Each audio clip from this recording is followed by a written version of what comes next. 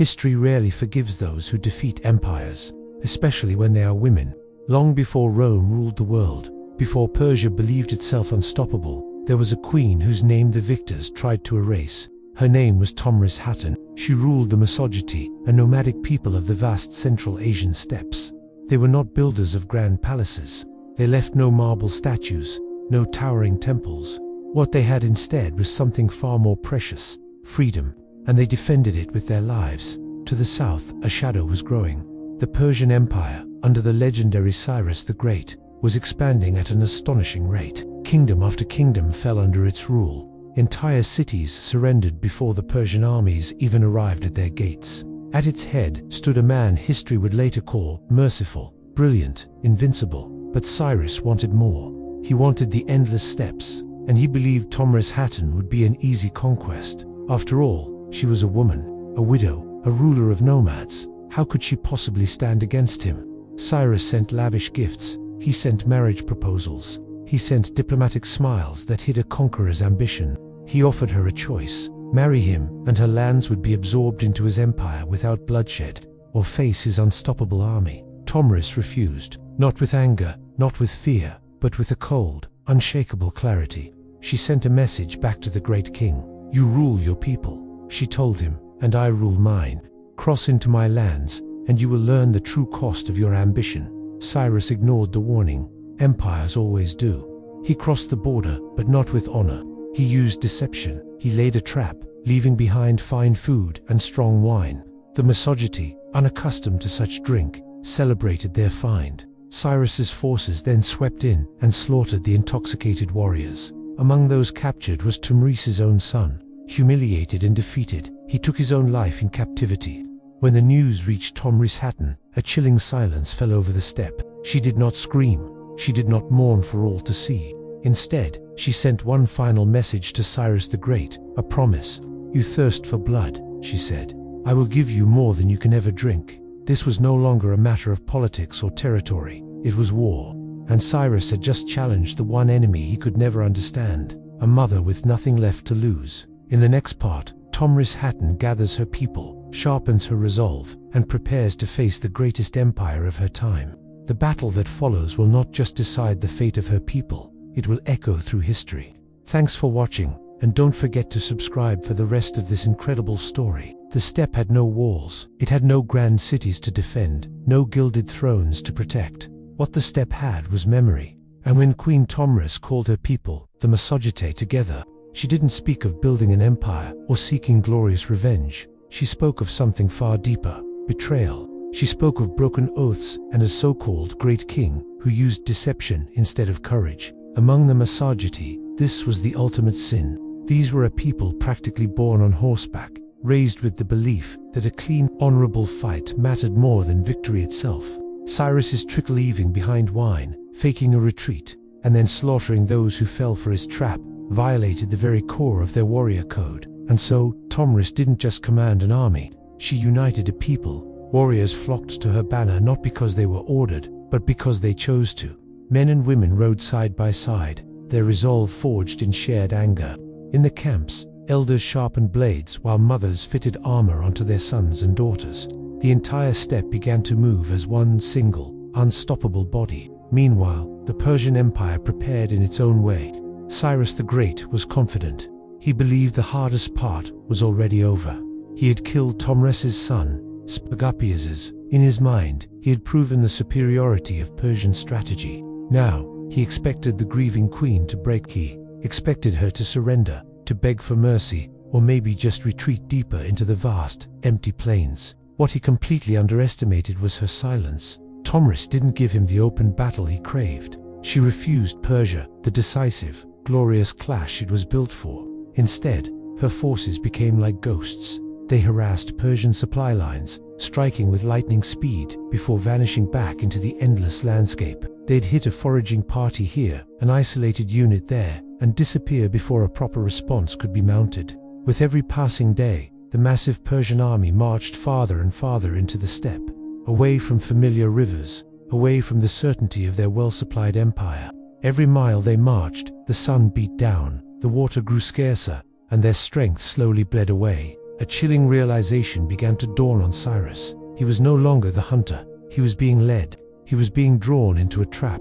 This seemingly empty land wasn't empty at all. The steppe itself was a weapon, a vast, unforgiving cage. And Tomyris was the one wielding it, patiently, expertly. When the time was finally right, she chose the battlefield. It was a wide, open ground, a place where her legendary cavalry could breathe, maneuver, and shatter the rigid, infantry-heavy formations of the Persians. Before the final bloody confrontation, Tomyris sent Cyrus one last message. It wasn't an insult or a threat. It was a simple, stark warning. You have taken what you can never return. Now, face me as a man, not as a trickster. But Cyrus, insulated by his own power and success, ignored it. He dismissed it as the desperate words of a lesser ruler, because empires rarely believe they can fall. They believe their name, their history, their sheer size protects them. They believe they are invincible. But on that day, on the banks of the Araxes River, the Persian Empire would learn a brutal lesson about the memory of the steppe and the fury of a queen who had been wronged. History remembers this as the ultimate clash of civilizations. On one side, a settled, organized empire that believed in structure, logistics, and overwhelming numbers. On the other, a nomadic people who believed in honor, mobility, and the spirit of the individual warrior.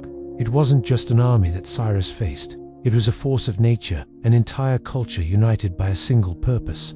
The battle that followed was said to be one of the fiercest and bloodiest of antiquity. The Massagetae, fighting on their home ground, driven by a righteous fury, crashed into the Persian lines like a storm. The outcome would echo through the ages, a timeless reminder that courage can't be tricked, honor can't be bought, and even the greatest of kings can be brought low. The battlefield was open, no forests to hide behind, no walls to break, no tricks left to play. This was exactly how Tomyris wanted it. Across the vast, empty plain, the Massagetae formed their lines. These were the nomads of the steppe riders, steady weapons, simple, eyes fixed forward. There were no battle cries, no passionate chants. They just waited, a silent storm gathering on the horizon. Across from them stood the might of the Persian Empire. This army was disciplined, heavily armored, and radiated an aura of absolute confidence. They were veterans of countless campaigns, men who had never known what it felt like to lose. And at their very center, observing the scene, was Cyrus the Great, the King of Kings. To his generals, this battle was little more than a formality. The plan was simple, because it had always worked. The nomads would charge mindlessly. The disciplined Persian lines would hold firm. The invaders would be crushed. History, they believed, was about to repeat itself. But history had never before faced a woman like Tomyris. When the battle finally began, it wasn't a clash, it was chaos. The Massagetae didn't crash blindly into the wall of Persian shields as expected. Instead, they moved like a fluid, deadly force. They split their formations, swarming the flanks, pulling back, and then striking again from unexpected angles. Their legendary cavalry seemed to be everywhere at once. Skilled archers rode past the Persian lines at full gallop, loosing storms of arrows without ever slowing down. The rigid, perfect Persian formations, which had conquered kingdoms, began to bend under the relentless pressure. Then, they broke. For the first time in their lives, Cyrus's soldiers faced an enemy that refused to fight on their terms. There were no clear fronts to hold, no safe rear to protect. The endless steppe itself seemed to become a weapon, swallowing the empire's discipline whole. The fighting raged for the entire day. Dust and sand kicked up by thousands of hooves turned the sky a grim, hazy gray. The dry ground turned dark, soaked with blood. And somewhere, lost in that whirlwind of steel and fury, the unthinkable happened. Cyrus the Great fell. Ancient historians disagree on the exact moment. Some sources say he was struck down by a spear in the heart of the melee.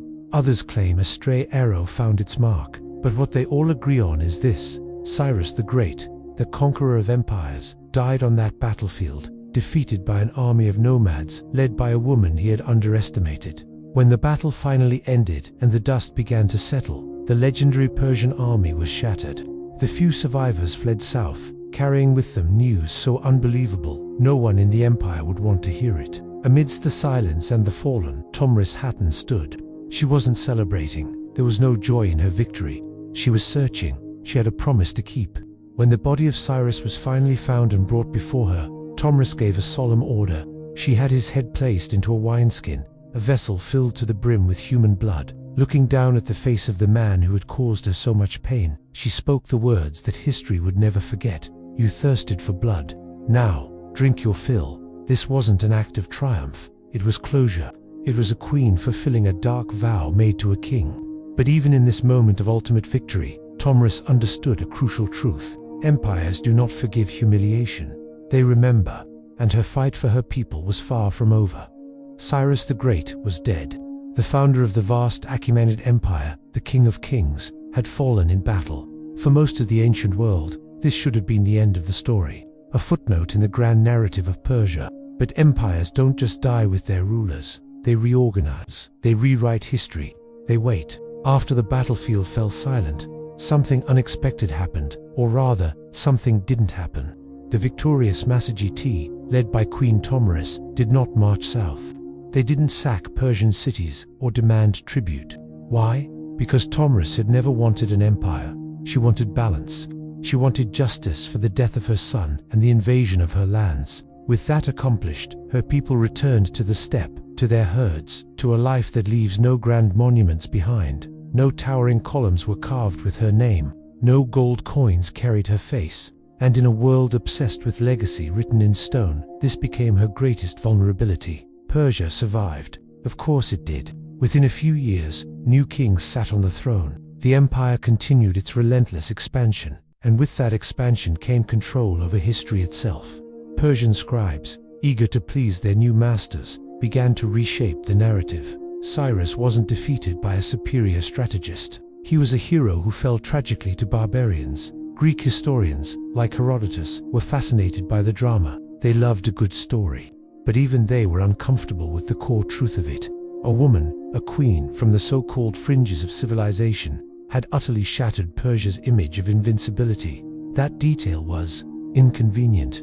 It didn't fit the established order of things. So, the story began to change. Some later texts questioned whether Tomyris even existed. Others softened her role, transforming her from a powerful, decisive leader into a mythical figure, more legend than flesh and blood. Her victory, once so absolute and undeniable on that bloody field, became debatable in the pages of history.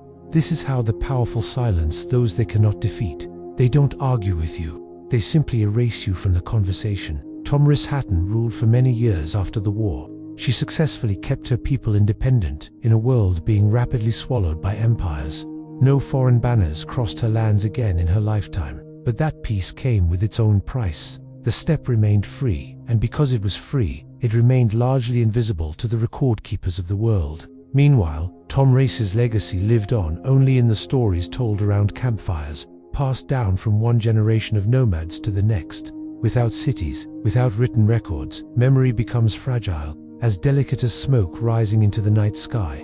Yet her impact endured in a quieter, more profound way. She proved something that empires then and now hate to admit. Real power doesn't always come from stone walls and fortified cities. True authority doesn't require a golden crown. And leadership, true leadership, is not, and has never been, bound by gender. Tomyris Hatton wasn't forgotten because she failed. She wasn't a footnote because her kingdom crumbled. She was nearly erased from history for the opposite reason. She was forgotten because she won. She won so completely that she had no need to build monuments to her victory. Her monument was her people, living freely, under an open sky. And sometimes, the greatest victories are the ones history is too afraid to remember.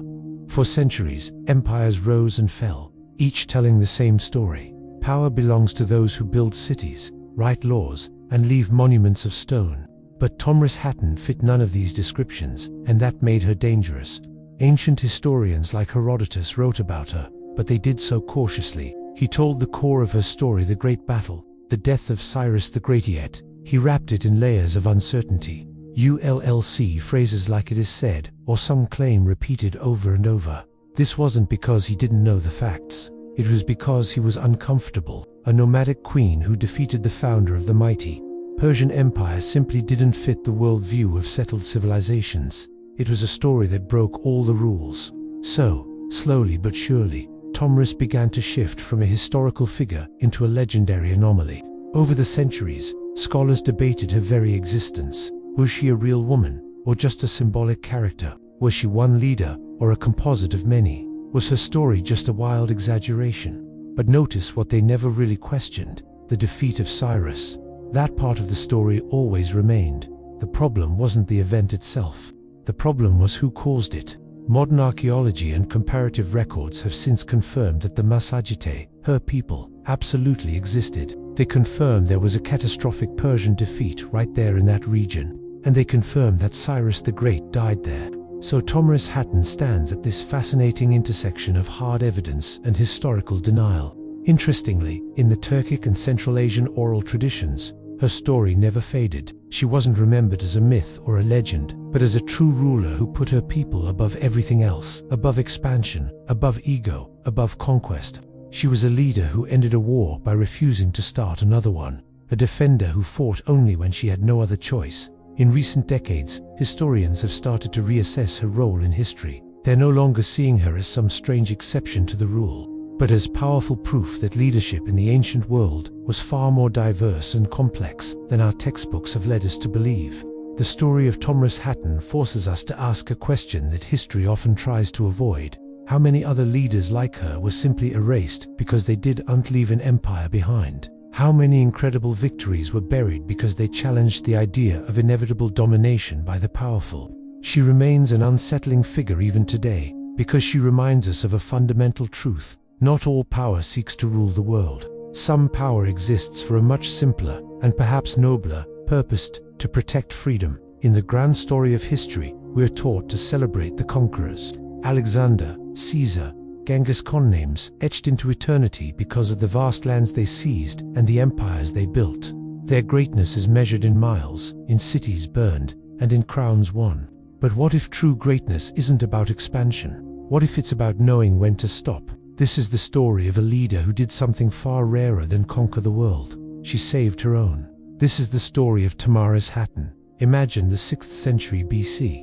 The Achaemenid Persian Empire, led by Cyrus the Great, is an unstoppable force, a tidal wave of conquest washing over the known world.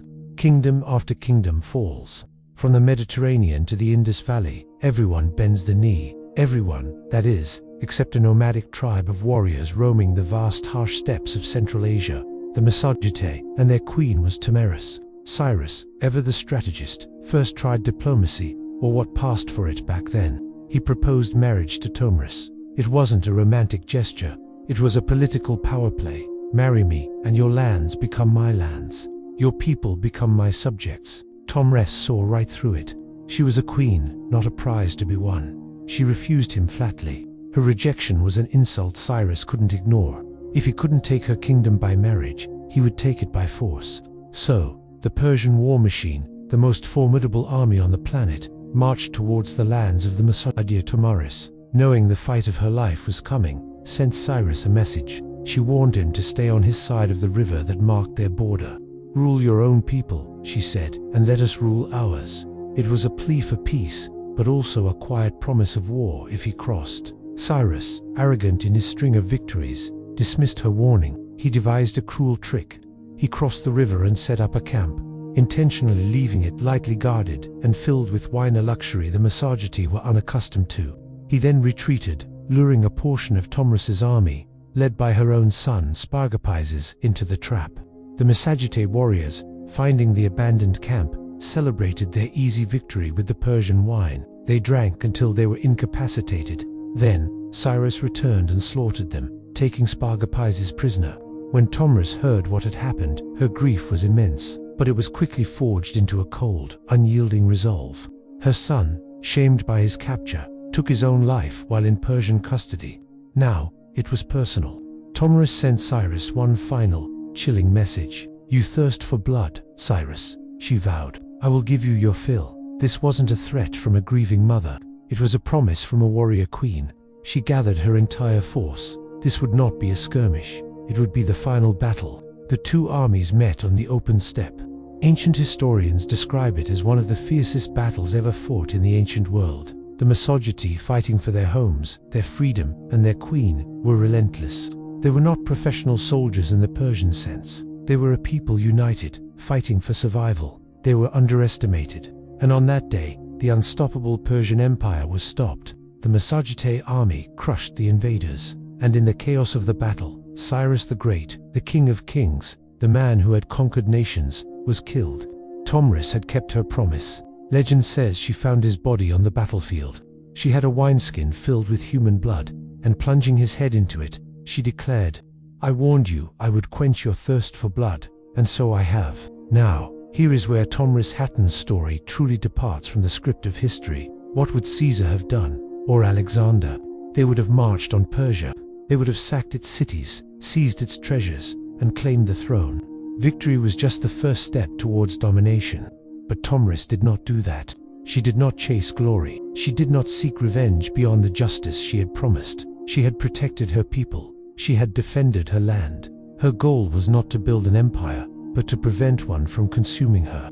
And with Cyrus dead and his army shattered, her work was done. She led her people back to their lives on the steppes, back to the peace she had fought so hard to preserve. Tomyris Hatton changed history not by what she conquered, but by what she refused to conquer.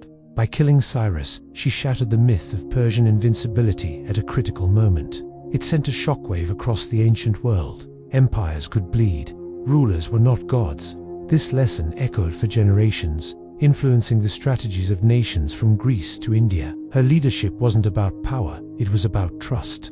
Her people followed her into a desperate war, not because they feared her, but because they believed in her. She was one of them.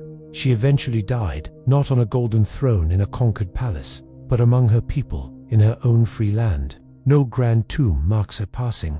No empire bears her name, but her story survives, a powerful reminder that history is not only shaped by those who build empires, sometimes it is shaped by those who have the courage to say enough, and the strength to mean it. Thank you so much for watching. If you found this story as powerful as I did, please like, subscribe, and share it with someone who needs to hear it. See you next time.